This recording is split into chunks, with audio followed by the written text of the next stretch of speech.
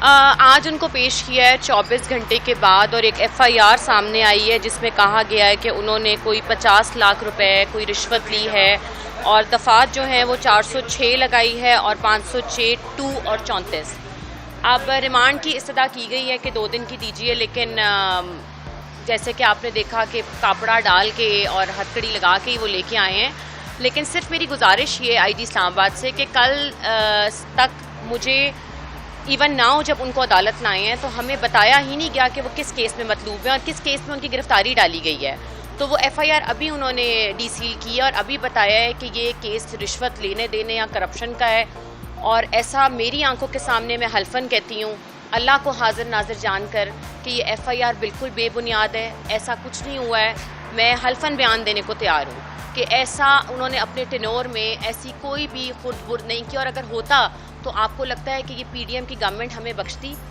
جب ان کا ٹینور تھا سارا کا سارا۔ اور میری IG اسلام آباد سے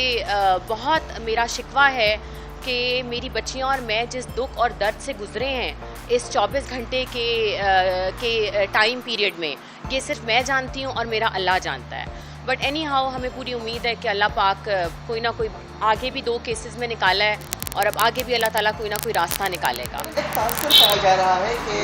فواد چودھری صاحب کا اس پریشر تھا، دباؤ تھا کہ حکام پاکستان پارٹی میں ایکٹیو ہو جائیں، وہ نہیں ہو رہے تھے، کیونکہ آپ ان کی ہے کیا اس طرح صبح اپنے کے ساتھ پارٹی کی طرف سے بھی اور طرف سے؟ نہیں، یہ تو دیکھیں نا، کل فردوس عاشق ایوان صاحبہ بھی کہہ رہی تھیں کہ جی ان کی راہیں سیدھی نہیں ہیں، ان کی یہ سیدھی نہیں ہے۔ پہلے تو ان کی راہیں پوچھیں نا، پہلے تو ان کی راہیں پوچھیں کہ ان کی راہیں کہاں کس پارٹی کی طرف جاتی ہیں۔ جس کی حکومت آتی ہے وہ اس طرف چلی جاتی ہیں، جس کے ساتھ پارٹی بننی ہوتی ہے وہ اس طرف چلی جاتی ہیں۔ بہتر یہی ہے کہ اس وقت ہم لوگ ایک دکھ درد اور ایک عجیب سی کیفیت میں مبتلا ہیں، تو پلیز اس طرح کے کامنٹس سوشل میڈیا کے اوپر بھی بہت سے ٹرولرز بیٹھے ہیں جو کہ کہہ رہے ہیں کہ جی یہ ہو گیا وہ ہو گیا۔ یہ ہم ہی جانتے ہیں کہ جس